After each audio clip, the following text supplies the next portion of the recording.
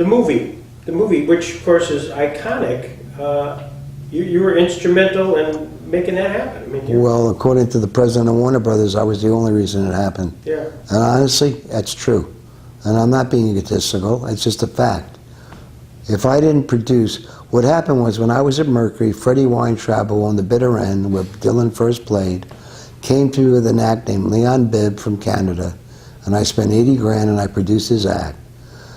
When I was getting ready to go up to Woodstock, 3 or 4 days before, I read in Variety, Freddie Weintraub leaves bitter end and becomes vice president of films for Warner Brothers. So I called Freddie and he says, Artie, I picked up, you're not going to talk to me about that crazy thing you're doing upstate. I said, yes, I am, Freddie, and you owe it to me. And that's why I went over. And we sat for 35 hours.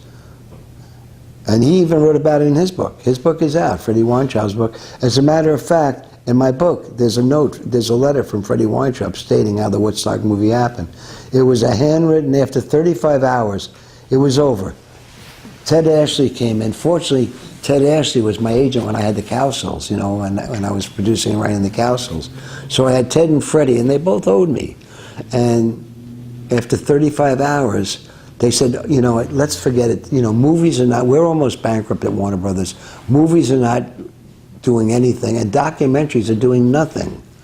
And then I said, out of nowhere, after 30 hours, I said, what if it's a disaster and 100,000 kids die?